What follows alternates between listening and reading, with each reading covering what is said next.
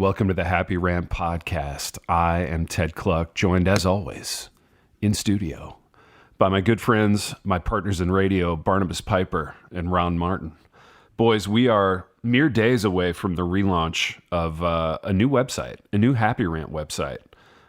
It's going to be where everyone will want to go on the internet. And it's coming courtesy of our friend Josh from Visual Theology. Pipe, tell us about Josh. Tell us about Visual Theology. Tell us about the new website.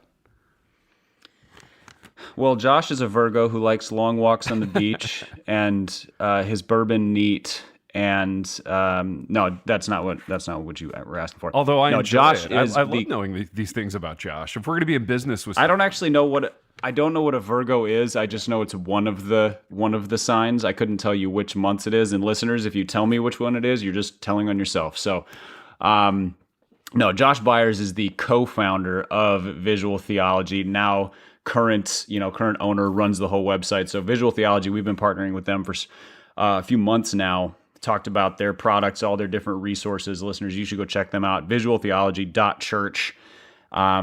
Their books, their curriculum, their shirts. You can see the quality of their designs. They do really excellent stuff. So go to visualtheology.church. Check them out. If you see something you like, use the code HAPPYRANT at checkout to get a 20% discount.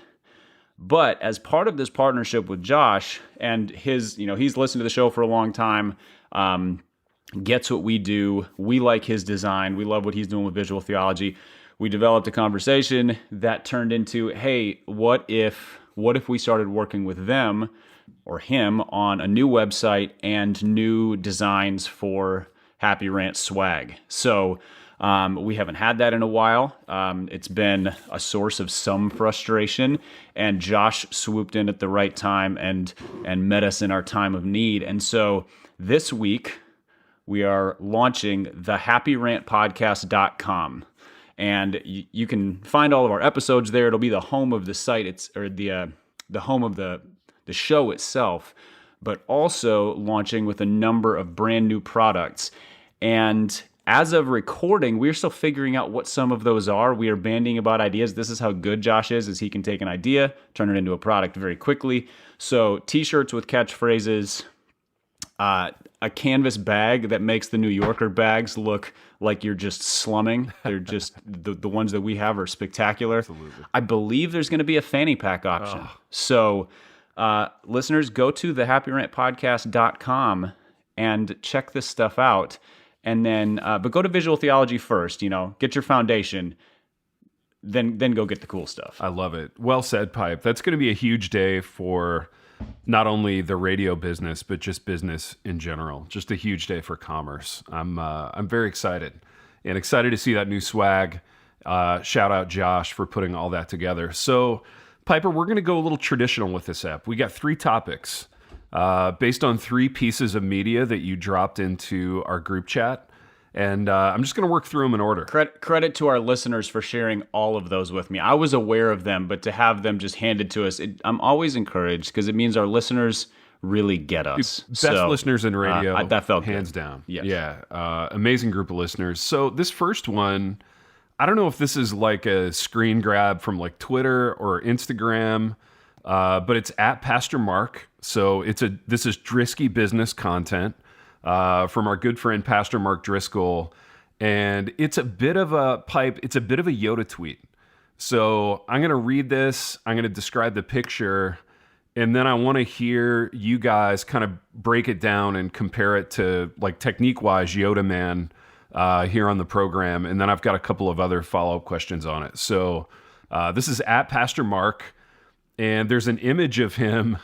And I do love this picture. He's wearing kind of the shirt jacket thing that like a certain middle-aged hipster dude is wearing a lot of right now. So he's got the shirt jacket, the jeans, the Red Wing boots. He's kind of looking over his shoulder off into the distance in like the middle of a stream. So he could be in the movie A River Runs Through It if he had like a fishing pole in his hand. So he's just kind of standing in the stream, some trees in the background. And there's 4 parts to this Yoda tweet. It's like a to-do list. Number 1, get up. Number 2, punch something evil in the face. Number 3, find a hurting person to love. and then number 4, repeat. So this strikes me as like really good Yoda work by Drisky. And I want to hear you guys on it just on the level of Yoda technique. So, baby, compare this to some of your work. Man, what a great question, Big D. I know, baby. Thank you. Wow. Always great question. You know, Just coming in hot. Gosh, I don't know, man. I mean, it's you don't really think of Mark Driscoll as being the most poetic individual, out there. Well, so I think in depends who terms you ask. of, well, that's true. So you asked me. So Yeah. I don't really think of Mark as being the most poetic guy out there. So I think in terms of what you're describing, I think it's a little basic, and it lacks a little poeticness to it. I think it lacks just a little more kind of thoughtfulness to it. I mean, I think when point number 2 is punch something evil in the face, and number 3 is, what did you say, help someone who's hurting? Find Those a two hurting things. person to love. Yeah, find a hurting person after you just were aggressively punching evil in the face. I mean, as a hurting person, I'm just going to wonder like where you're at in that moment after having a bust up with evil. So I don't know if you're my first go-to in terms of wanting to be consoled and comforted. So yeah, so it brings up some of those things, and I mean, I think I would have reframed it a little bit differently, but it's not my Yoda, boys. It's not your Yoda. I like his line breaks. I think, as a line break guy yourself, like you can get on board with that at least. Yeah. I have an observation about the line breaks and just the Yoda technique in general. Yeah. So I'm no master of I'm more like editor than creator when it comes to the Yoda tweet. Ronnie is the artist. Yeah. I'm just an observer who's kind of learning Like a technique consumer. from a distance. Yeah. What I've noticed about the best Yoda tweeters, a la Ronald, I appreciate it. they don't use numbers. Yeah. I do it. Numbers- I do at times, but But the numbers thing doesn't have the same Yoda a feel. little to it. So workmanlike. you dropped one this week where it was just like it was a single sentence with a dramatic line break. What was where it, you Piper? kind of had Can first you clause, dial it second- up on your machine there? yeah, seriously, because give I me- honestly don't remember. So throw it at me, Pipe. Yeah. Give me one moment. I will find it. But what I was going to say about this is that this feels like Mark is trying to find himself somewhere between Yoda tweeting and like leadership coaching Yes, technique. no, I totally Okay. agree. Yeah, it's a fine line there. It's a kind of, it could be a little gray. Yeah, so this feels a little bit more John Maxwellian, that kind of thing where it's like, wash, rinse, repeat for success kind of thing. Yeah. It's that doesn't scream Yoda. So here's Ronnie's just brilliant Yoda tweet. Indicate from where the line yesterday. break is. Yes. To combat one ideology, line break, is to conform to another. Ooh. Oh. See, that right there is quintessential Yoda tweeting. Dude, now who What Mark did is more like inspirational coaching, but he's trying it out, but he's not quite there yet. Yeah. No, I get it. Baby, who were you like subtweeting with that one? Like who was that aimed at? Not anybody specific. Yeah, it was just I just had this thought. I think I was I don't remember. I was working on something because I'm writing a paper right now, and I think it must have just been a thought out of something that I was writing. I don't even remember the catalyst for it, to be honest. Interesting. See, and that's another thing about Yoda tweets versus what Mark did. Like Yoda tweets don't generally they're much more conceptual, not process. Yeah. No, Yeah, that's, it's more of a Ronnie it's stream of consciousness, really. When you break it down. Yeah, so I think that's true. okay. So I have And so go ahead, Pipe. I'm sorry, I'm yeah, stepping on you. I was going to say, so I think what Mark is doing is much more like, I think the picture screams Yoda tweet, the content says, TED Talk. Yeah, a bit of a mixed message there for sure. Now, I know that like you guys aren't allowed to like Driscoll, but I want to kind of establish a Mendoza line of like, if who said this, at what point are you allowed to like it based on who's saying it? So I'll start like on one end of the continuum and work my way over. Owen Strachan says this, we're not liking it, right? We're Correct. all in agreement on that one, probably. So if it comes out on like at Owen Strachan, it's not getting a like. What if? Let's see. What if Beth Moore says this? Get up, punch something evil in the face, find a hurting person to love, and then repeat. Is she getting a this right here and like the finger emoji pointing upward? Like is Beth getting that? We're liking it at that point, right?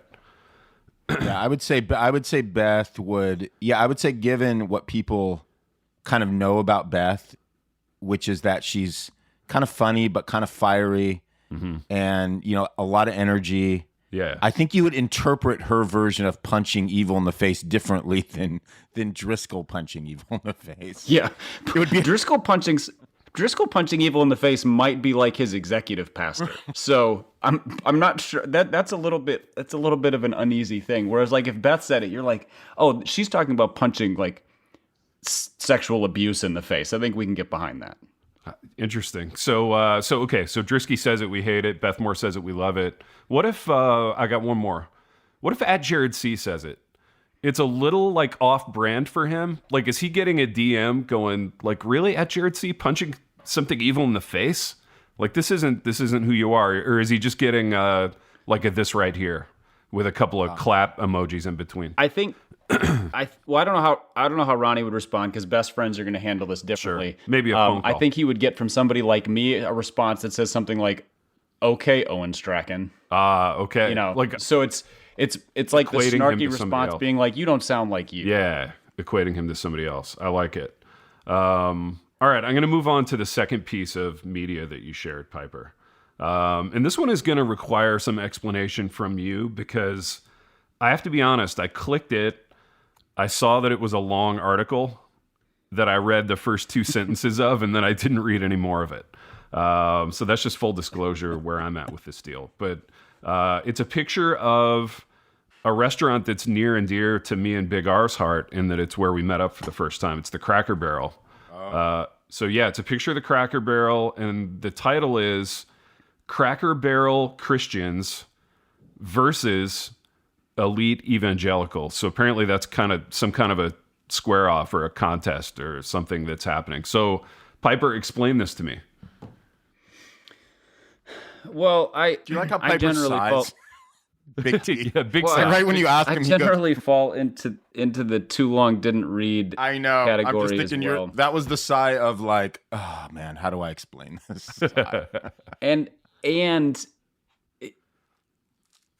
the website is standingforfreedom.com. And, conceptually, I think we're all behind freedom as a good thing. But in our current political milieu, standing for freedom very clearly associates you with one side of things.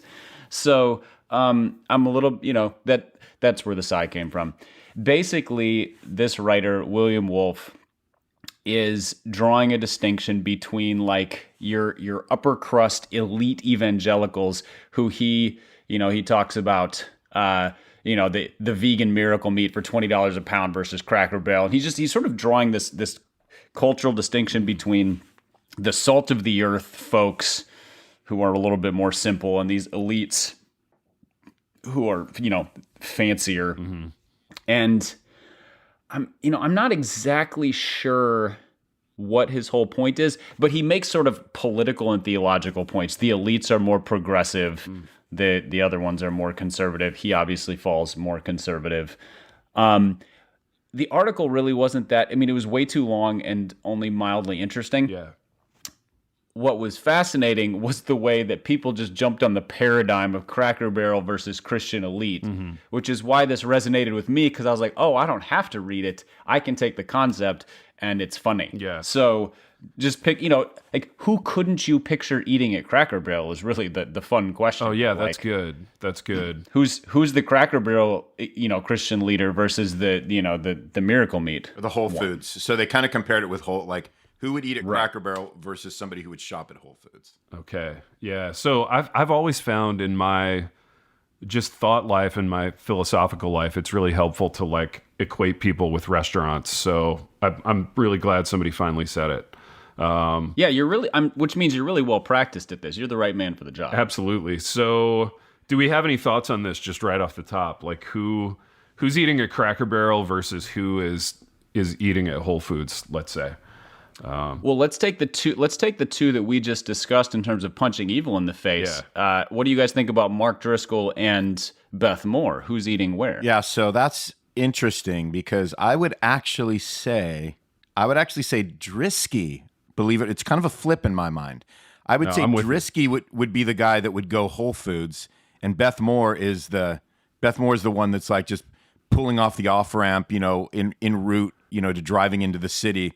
And, grabbing some eggs and hash browns at Cracker Barrel. Yeah, she's the one who just gets the hankering for hash brown casserole 100%. on a, road trip. Dude, she's got that nice metabolism. It's not a problem for her. And 100%. 100%. Yeah, because she's high energy. She's I feel like Be More. Yeah, she's high. That's it right there, T. I feel like she's so high energy, and I feel like she's not. The vibe you get from Be More, and again, boys, we've talked about this. I don't get any. I'm one of the few guys that doesn't get Beth Moore.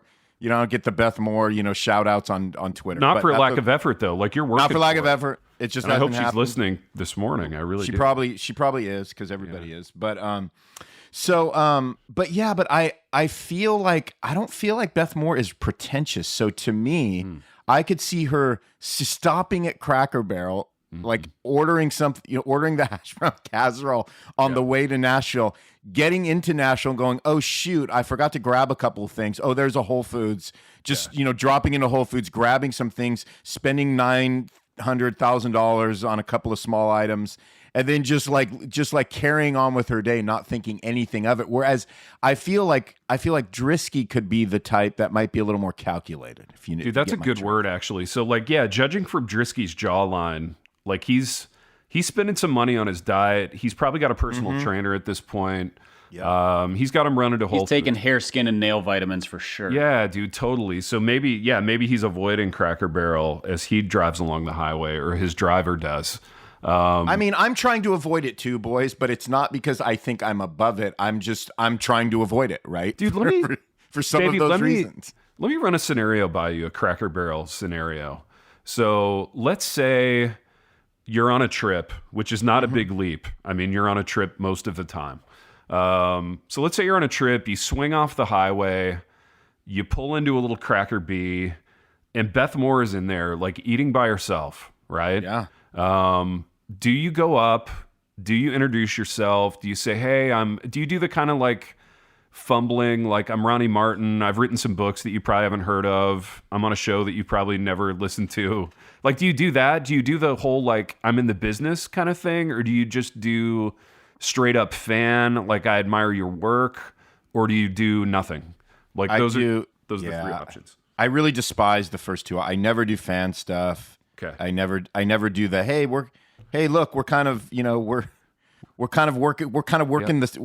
in the same industry kind of thing. We're working the same angles online. Yeah. Like working the same angles on life. No, I wouldn't do it. I wouldn't do any of that. Now, if I was with someone like you, Big T, okay, and I had some support and you were egging me on, and it could be a way that we could be funny, I might go up to a Beth Moore and go, hey, Beth, I'm the only guy on Twitter you've never given a shout out to, so maybe you know who I am. The name's Ronnie Moore. And I might like pull it out. I might angle it like that. Yeah. I think that's just the move. But I think I would only do it if I knew someone like you was with me that thought that was ridiculous or funny. Yes, and then we could talk about it. I would really enjoy it. Yes. But if I was just there, or if it was me and Big M, there would be no chance. I would be like, no, I don't like it when people do that to me on obviously a much lesser level, on a smaller scale. So I wouldn't bother her. Yeah. Okay. Interesting. What about if you saw her in Whole Foods? Totally different scenario. Yeah, you're walking the aisles. You've got that little basket over your arm. Like you put 4 things in it, and you're down like two hundy already. Like, are you chatting Beth Moore up by like the organic pastas, or are you just walking by? Okay, so that's weird you say that, because as soon as you put that image in my head, I'm visualizing me with the little carry basket, throwing a couple of $500 or $600 fruit items in my basket. Exactly. And there's Beth Moore kind of doing the same thing, and we accidentally just sort of bump into each other in the aisle. Yeah. I feel like I might just have some kind of a comment that might acknowledge who she is and who I am. And hey, funny and who thing, you are. Oh, interesting. Go. Yeah. Yeah, who I am. And then almost use it as the occasion to go, there's a joke on my podcast that I'm the only guy on social media you've never given a shout out to. Use it as the occasion to kind of do something funny like that. Yes, and then I like just that. see what happens on the heels of that. And that would give you an entree into like doing the whole like I'm in the business too thing, which totally. It would happen kind of, no pun intended, organically. Dude, what a great. Well, first somebody was egging him be. on at Cracker Barrel, and now we're doing it organically in Whole Foods. You guys are just killing it today. We are. We're crushing it, man. We're both fathers, as you can tell by our kind of humor. I think I realize Ronnie's coming at this a little bit differently than I do, but I feel like approaching somebody at Cracker Barrel is almost expected because it's like it's like, it's you're gathering around in the old storefront kind of feel. The modern day piazza. Yeah, it's just that's the place where you chit chat. It's where the neighbors are. Like everybody, there's your neighbor, even if it's like at a truck stop in middle of Indiana. Whereas like Whole Foods is the least friendly place possibly on earth. Yeah. Like I go into Whole Foods and I'm like, oh, everybody here is mad at me. Sure. And judging me. Right. And if I saw Beth Moore in there, I would be afraid that she was going to judge me if I like smiled at her. So not because she's mean, but because just the vibe of the place is not nice. Dude, let's do a minute on that. So why is Whole Foods such an unfriendly, angry place? And I agree. But why is that, Pipe? Because everybody's walking out of there broke. That's true. That's why. Yeah. You walk in there and you're like, well, here we go again. Yeah. I'm going to be flat. Well, dude, I mean, here's the broke, so here's the thing. Let me just cover some ground here for a second. So Yeah. I love grocery stores. I actually like grocery shopping, and I like nice grocery stores. So I'm just saying right now, I'm not a rich man. I'm a wealthy man. I'm not a rich man. Right. But if you had, dude, if there was the closest Whole Foods to me is an hour and 45 minutes away. Yeah. Like if there was a Whole Foods within like 20 minutes, I'm telling you boys right now, and you can call me an elite, I'd be in that thing all the time. I'm not saying I'd be dropping like $1,000 every time I walked in, but there's a lot of like fun stuff you can do at Whole Foods. And I just like the atmosphere. I just like the beauty of it. I just like walking the aisles of it. I like going to the deli. I like getting some of the baked items. Like I would be doing that. I'd be in that store all the time. I know you would, baby, for sure. And Mansfield doesn't have one, huh? Yeah, Mansfield, the metropolis that is Mansfield, believe it or not, shock, does not have a Whole Foods. Dude, that's tough. I didn't realize that. That's hour and 40 minutes. Sorry man. for that. I'm sorry for that absence. I'm sorry for your Boys, loss. can we take a minute? We need probably a 5-second moment of silence here. Exactly. So would you? This is a bit of a high concept question. Would you rather be considered an elite or like a man of the people? Because that's really what this whole conversation is about to some degree. Like, I would rather be considered an elite man of the people. There we go. Elite financially, maybe man of the people in all other ways. I don't know. I mean, however you want to stack it up. Yeah. Yeah. Like you want to be a man of the people, but just better. You know what I mean? Like I want to be a considered better man of the people. There you go. Like Spurgeon said. Right. I mean, Spurge said that constantly. My goal is to be an elite man of the people. Like a broken record on that one. Piper, you were about to say something.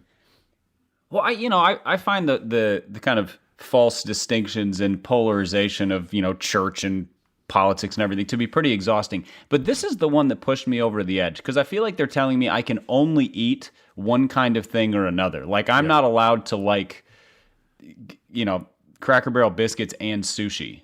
And I think this is the thing that has finally pushed me to be like, no, there has to be a third way. Right. And I think Ronnie just nailed it. Being an elite man of the people or woman of the people, we're not drawing those distinctions either. Is it? We have to be able to enjoy our sushi and our biscuits and our cheap, crappy Cracker Barrel coffee, which I do. I enjoy all of it. So yeah, I'm with Ronnie. I think he has paved the way on this one. An elite man of. I think that's a T-shirt slogan for us boys. Elite man of the men people. of the people. I love it. Writing it down. I love it.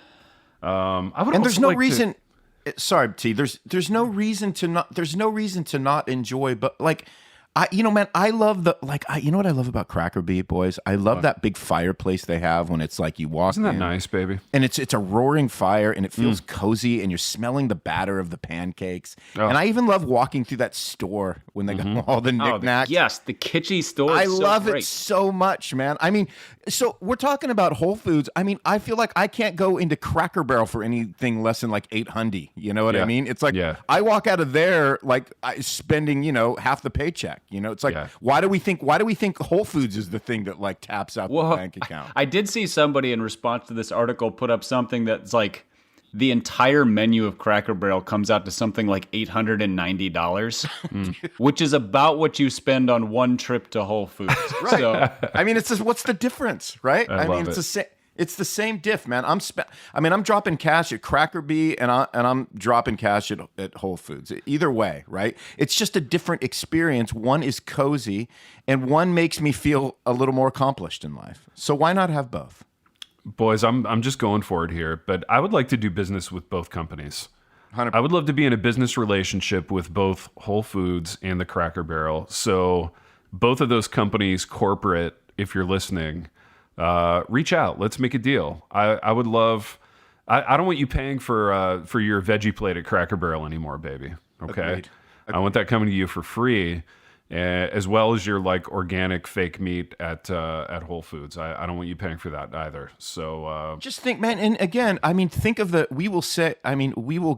not, and by we, I mean Barnabas Piper, affectionately known as Pipe, will give incredible positive promos to each of those organizations. Absolutely. Yeah. And think of the audience that'll open up for those two entities corporately, I mean, I'm thinking of the way the stocks are going to be just driven through the roof. Oh, I know. I could really see Ronnie as a front man for a whole campaign, this elite man of the people, like where he's introducing Whole Foods to like the guys in their overalls at Cracker Barrel and then he's taking the, dreadlocked Birkenstock wearing, deli guy hacky sack into a Cracker Barrel and being like, check out this kitsch beautiful store. I don't know. Why can't we have some crossover? Like, why can't we have a section in Cracker Barrel that carries some Whole Food items, and then like in Whole Foods you have a section that carries like the prepackaged, the prepackaged like hash brown plate, from Cracker Barrel, but it's like organic. You know what I mean? Like they've swapped it out a little bit. Baby, I've got a question for you ethically, and this is a serious one that you probably need to think through on the front end here. So let's say we do business with one of these companies. And let's say Cracker Barrel corporate comes to you and they say, listen, Ronald, we really like your Yoda work. We've been reading it for a long time. Would you compose a Yoda tweet about the Cracker Barrel, something that works in some of the themes, maybe some of the core values of the Cracker Barrel, some products we're trying to promote? Would it be like selling out for you artistically to do a Yoda tweet kind of along those lines with more of a corporate feel? I mean, here's the thing. Yeah. 100% no. Okay. I would be like, check your email box. I've already sent you 10 ideas. Exactly. You've got that like open on your phone already. I'm not like the sellout guy. I don't believe in guilty pleasures, and I don't believe in this thing called selling out. I just believe like you do what you want to do, So it's like working with Cracker Barrel or Whole Foods. I mean, I'd be like, let's do it. To me. It feels natural, especially when you're talking about Whole Foods, and cozy and delicious when you're talking about Cracker Bee. Yeah, have some fun with it. Speaking of business, boys, the third thing that I want to talk about today, and we can go short on this so that we have time to tape a Patreon. There's a company out there right now doing business in a way that, quite frankly, I wanted us to do business. It's an idea that I had a couple of years ago. It seemed to have some traction in the audience, and the company is Reformed Mingle, and they're a dating service for Reformed people. And it's just incredible. It's just incredible. Yes, that's right, baby. Well said. To be fair, nobody needs more help than Reformed people. So I'm true. Conceptually behind. Well, this. Pipe, I hadn't thought of it like that, so I'm going to be looking forward to hearing your take on that. So yeah. Well, let me read the caption under Reformed Mingle, and this was pulled, I think, off of their Instagram or Twitter or something. But it says, yes, this is real. And no, it isn't another Christian Tinder. We aim to, quote, reform online dating by creating a God-glorifying ... something else. You have to click see more. So that's Reformed Mingle. There's a picture of somebody, like an old Reformed guy. And you guys, I'm an idiot. Who is that? Who am I looking at there? Seminary man. Pretty sure it's John Calvin. Okay, John Calvin. That makes sense. That's John Calvin winking. Yeah, John Calvin winking, of course. It's called Reformed Mingle. The I in Mingle is dotted with a heart. So some nice design flourishes there. And it's going to be raining money on Reformed Mingle. And it says, start your free 5-day trial. You were predestined to sign up. It had to be 5 days, not 7 days, not a week. That's true. Only dude. only 5 points for these. Yeah. I love this conceptually. Just talk about this, you guys, and talk about how regretful you are that we didn't beat them to the punch dating service wise. Well, I mean, Ted, didn't you? Maybe you talked about this like a couple of years ago. I did, dude, and we would have been rich men by now. We would have been elites already if we had started this thing. Pipe, what are the odds that even in a more humorous way, they'd give us some promo cash? Reform Mingle. I love it, dude. I'm 100% sure they have no cash by looking at their website. Yeah. Okay. Let's see. Spoken like a couple of dudes that have a really great website after 8 years. Exactly. It only took us 8 years. We were playing the long game on that website. A real long game. Well, here's the thing. So speaking of long game, I don't think we're playing this right, because you know how there's always companies that come out with a great idea and it fails. And then somebody else comes out with the same product a year or two later. They make a slight improvement to it, and it takes off. You know, like DVR versus TiVo, for example. Nobody remembers TiVo, but DVR just built into everything. So I think we can do Reform Mingle. We just need to let them kind of work the kinks out and go, okay, well, no pun intended on that. Sorry about that. That's a subsection of the website. Yes. And then we'll just learn from their travails, because I don't see this going great for them. Mm-hmm. Now, of course, if they're ordained to succeed, it's going to be great. But generally speaking, if you throw in Soli Deo Gloria with an exclamation point in your marketing pitch, probably not going to work as a dating site. So, I think we can still do this. We just got to take careful notes. I actually disagree in that that's how all the guys who we run around with or used to run around with, that's how they all sign their emails off. So if that's what they're doing kind of via email, it follows that would maybe work in the dating realm. I don't know though. I'm not. I've been out of the game for a long time, so I don't know what's working these days. I mean, okay, maybe there's a niche of a niche here, but I feel like, texting somebody, be like, hey, you want to get dinner tonight? SDG. SDG, dude. Might not get the response you're going for. Yeah, no. I see that SDG. Wrong. See that on a text. I don't know. Yeah, maybe there's a certain kind of girl who's like, oh yeah, he's good. So I don't know with this Reform Mingle, there's got to be a section where you upload your theological white paper and she uploads hers, and then there's that there's nothing that plagiarism. speaks romance like a reformed. Well, dude, of course, this is that's foreplay. White paper swoon. Yeah, white paper swoon, and then you can you can run it through some kind of an aggregator, and it says what degree of overlap you have theologically, and then maybe it matches you with. Well, yeah, it's like when Netflix recommends shows, it's this one's a 92% match. Yeah. They just do that, but you have to fill out some sort of a theological what are the questions on the theological profile? I mean, it starts with can you name the 5 points of Calvinism? Sure. Obviously. Yeah. What is tulip? Yeah. And I imagine they have another little thing there that says something any additional comments. Yeah. And that's where the truly reformed people can be like, well, actually, limited atonement is not the most accurate way to describe this. It's better to put, that implies limited efficacy, and what we want to say is specific atonement or something like that. And then they're like, oh, cool, this guy's reformed elite. Dude, yeah, so and she sees it and she's like, oh, I will actually in the same way. Maybe this has legs, Dude, it's such a disaster because Reformed is so nerd twittery and geeky that they'll be convinced that as long as somebody's white paper aligns with their white paper, like that's all they need to like be compatible. You know what I mean? So like what you're describing is a bunch of like potentially horrible marriages because after they get in like 6 months and they realize they have zero in common personality or emotionally speaking, it's like, well, yeah, but we got our white papers. You'll always have we're fine pointing it together. Our kids are going to be reformed. You know the whole Our 11 kids. They go on 4 dates, and then one of them goes over to the other apartment and is like, "Wait, you have NT Wright on your bookshelf? Oh yeah, this is never going to work. No. I'm out." Yeah. Eugene Peterson, heretic. Yeah, I quit. Exactly. Like that's I don't little touchy feely. Yeah. Yeah.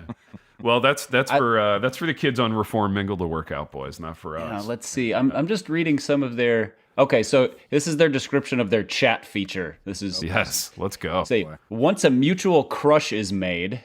That sounds interesting. You can message each other through the quote unquote crush chat portal. Dude, there's a lot of crushing going on there, man. Yeah, a lot of crushes. Lots of date crushers, extraneous quotes. Remember that? Wake up, sure punch to be evil safe, in the face, patient, and prudent during the stage. Yeah. Safe, patient, and prudent. Don't be afraid to double verify identity and never exchange banking information or send money.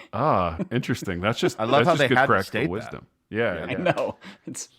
And who says Reformed people are not down in the nitty-gritty practical stuff? Dude, what they don't realize is like Reformed people are also the cheapest people in the world. So like sending money is literally the last thing they're going to do. You know what I mean? That was the last thing they needed to state. Yeah. Every date on here is going Dutch for sure. Dude, a lot of the Reform guys I know could be married to somebody for like 3.5 years and not send that person money. You know what I mean? Like, I don't think they have to worry about it in the dating stage. Or is it okay, hold on. Is it like that? Or is it like so tradish that it would be like, you know, there's not a Reformed woman out with a Reformed guy that has ever literally paid for one thing in her life? Is it like I don't know, dude. I don't know how Reform guys roll in that regard. My dating was pre-reformed. So yeah, mine too. Yeah. So I mean my lady never paid for a thing because like my dad would have, you know, that would have been like the wrath of dad, you know, because he was so old school like that. But yeah. Is that a little misogynistic of you in retrospect? I mean, it might be. Do you have some regrets about that? I don't have any regrets, but I might have thought of that completely wrong because like my kid is like my daughter is like that is not how they all roll at all. Interesting. So, yeah, I might have really had that one wrong, but I was just running off a tradition, you know. With me too. John F. kind of raised me that way, so it was just kind of a result of that. I find it weird when guys don't pay for stuff, but I know it strikes me weird, but maybe it is totally wrong thinking. I don't know. Could be. Yeah. I'm reading their God glorifying guidance copy right now, and this is just do they delightful. Call it that, right? It's called that? Yes. The God you got to glorifying scroll copy 11 times to get there. It says, with our helpful FAQ section, we aim to help reformed singles navigate the foreign waters of online dating. What year is this? 2005? Yeah, right. Like this crazy internet thing, you know. Wait, online dating? Who's ever heard of something like nobody's been on a date in the last 20 years that hasn't began online. I know. I think just about every wedding that's happened through our church in the last year has been online dating involved. Let's see. These practical articles aim to prevent some of the most common mistakes online dating newbies make. Okay, that's their audience. They're looking for people who have never tried online dating. That's probably why they're still single. With articles such as, how many people is it okay to chat with at the same time? And how do I balance seeking a spouse with waiting on God? And how often should I be scrolling through the app? These are the articles they have in their FAQ. What are some of the most important tips for online dating, and how much should parents be involved? Oh Lord, this is their God glorifying guidance. The answer is your parents probably shouldn't be involved in your online dating very much. That's going to bring you some hate mail. If you're old enough to online date, you are old enough to not be asking mommy for guidance. Oh, I don't know. I don't know. Yeah, that could be. That's for the young men specifically, because if you're still asking mommy for guidance and you're old enough to online date, hold on. Are you being funny right now? Does it say that on the site? There's literally an article I said they shouldn't be asking mommy for help. That's my answer to their question. Sorry. They have an article about how much should parents be involved. Oh, okay, got it. I was like, wait a minute, they put that line on the site? That's Moms, if you're listening, they don't have a single thing on here that's intentionally funny. Moms, that's Barnabas Piper who receives the email for the last 3 minutes of content on this program. I mean, I receive all of the everything about this show. So yes, every piece of hate mail, every tweet, everything, it's all coming to me if I sound a little bitter. Sweet. Beautiful. And Piper, don't think for a minute that we don't appreciate that. We really do. And I'm glad to shield your Enneagram 4ism, deep feelings by just letting it bounce off my thick 8 skin. Oh, gosh, I've told you this 1,000 times. Send me the hate mail. It's the stuff I enjoy the most. Don't send it to me. Ship it over. It's what I dine on. Yeah, don't send it to me. Send it to Ronald. All right, boys, we should probably close this so that we can do like an 8-minute Patreon before I have to go teach school. Boys, we've done what we always do on this program, and that we've wandered to and fro throughout 3 topics, just like the old days, boys. Very traditional radio by us. Talked a little Drisky business. And until next time. The Happy Rant is brought to you by Resonate Recordings. If you go to resonaterecordings.com, you can see the full range of services they offer. So if you're considering starting a podcast, they are the ones we recommend going with. Again, go to resonaterecordings.com to see their prices, to connect with them and ask any questions, and to see what they can do to help you launch, edit, master, and improve your podcast. Again, go to resonaterecordings.com to see what they can do to help you launch and improve your podcast.